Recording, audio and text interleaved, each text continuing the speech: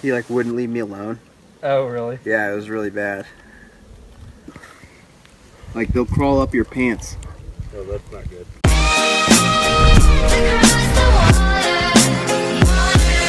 Yeah.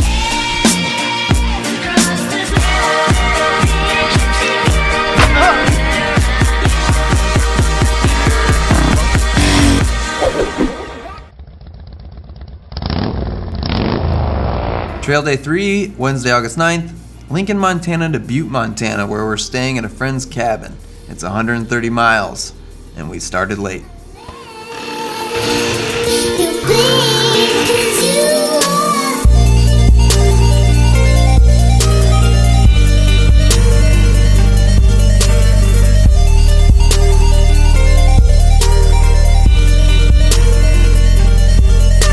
So we get a late start. We leave our camp at noon. When we left out of the park, we were immediately on the trail. Yeah, it was definitely a better start. It was literally just dirt trail, and there was large pine trees, elevation change going on. Bike took off ahead of Thadd and Andrew. And I really wanted to rip it down these paths, and so I'd stop every so often to wait for them to catch up.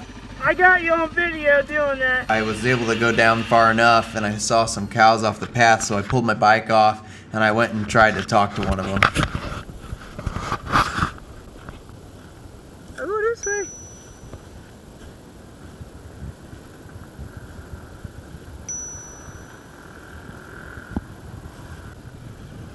You didn't like me. Did you get him? We were kind of just cruising through these sort of windy roads. The elevation kind of stayed the same for a little bit, and this was one of my favorite stretches of the trip. It was just these grassy dairy farms. It was kind of fun. You could cruise along like 45 miles an hour. You weren't going too fast and definitely not too slow. Lots of turns and dips, and it was just like great scenery, great riding for like a good hour.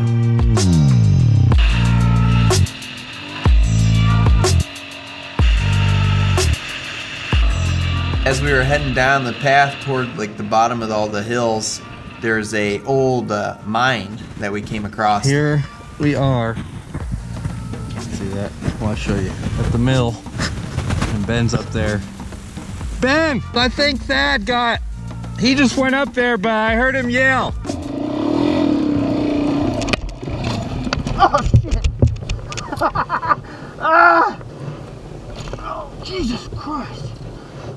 Whew.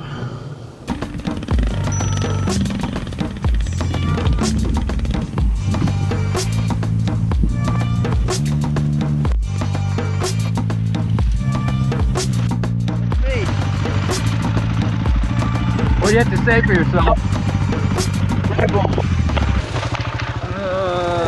Farts!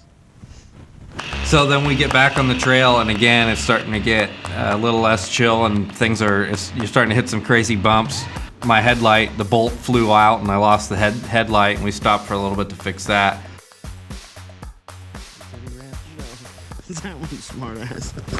It's the big one. You don't even have to take it out of that. My ass hurts. So my ghetto rigged headlight. Changing these out. See, I use this aluminum. So we hit some bumps like this, and then this thing came undone. So How'd you do that again?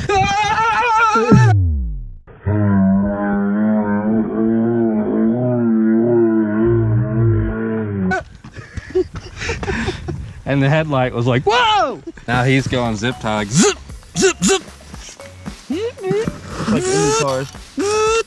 Man, you don't need no screws. Just zip tie, bro. How long have we been doing this now? 3 hours. Like, I don't know, 10, long enough for Ben to train a chipmunk how to eat some nuts. Yeah. Like they'll crawl up your pants. Oh, that's not good. Now your bike has some flair. Good. Now I'm putting all the tools back. Clock is ticking. Tools are packed. About to hit the trail again. Lots of cows on the trail, which was kind of fun because they just kind of make way when you came up on the loud bike, and if you give them a honk, they kind of run away. And you can see the babies would like, whoa!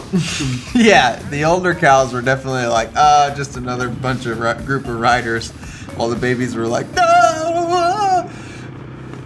We took off, and then it opened up to this large clearing with big farm fields, and there was this really cool train we were able to ride right across side by side with. We were just like, it was perfect timing for us to come by and it coming toward us. And about that time, it was lunch, and we were out of gas and kind of tired, and so we decided to head toward town. And we were already seeing other cars near us, so we figured town's gotta be close. So we stopped into town, grabbed some lunch, charged some batteries while we were eating, and Andrew was able to head into a bike shop and grab a new pair of goggles. So I got a pair of 100%s there, which are actually really great goggles, and I used them for the rest of the trip. I really don't want to get off the bike again. Anyway, I got new goggles. Yeah, we leave town, get back on the trail, kind of continue cruising, great day. And then we see on the GPS we're coming up on this separate trail, and there's a note that it's pretty intense. Since we were hitting boulders and ruts and we were doing different elevation changes and we were kind of getting through it without any huge hiccups, we were like, what? We could do extreme. And so I took the lead, and I had to keep on the gas to make sure I didn't fall over. The slower you go, the more the boulders will beat the shit out of you.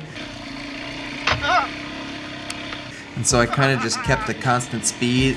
And then pretty soon I get separated and fall over. I feel like a dumbass because I can't even, I've only gone like 2 minutes and I already fell over. Everybody's way ahead now. And I'm having a hard time getting the bike up on my own, especially with all the stuff on it. And thankfully Thadd had the good idea of slowing down, making sure Andrew was behind him, and noticed he wasn't there. And so immediately he went into Mama Thadd mode. Andrew!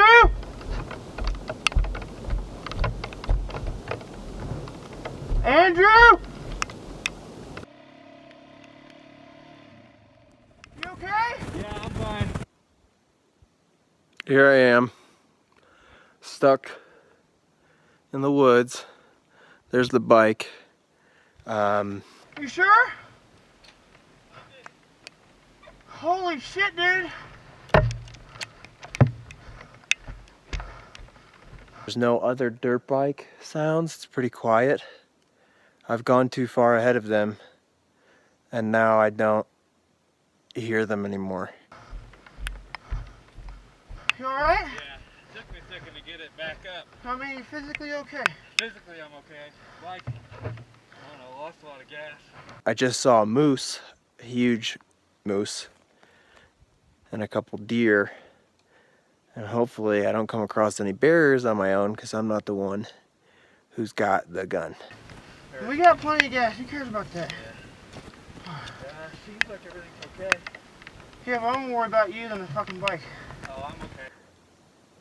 Signing out. So, Ben convinces us to turn around. What happened? I fell. You can't do this.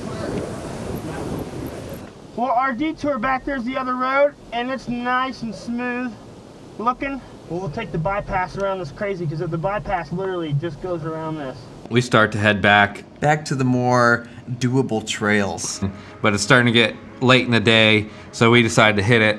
We've been doing so much shooting through this day with all that trail and everything we'd come across in the mine that the batteries were dead. Still managed to pull off at this like waterfall area and film it with our phones. By then, it was really like towards the end of the trail and we needed to get back onto the highway. We met up with Webb, we met up with the girls, we got everything loaded in. We're ready to just call it a night. Some of us fell asleep a little quicker than others.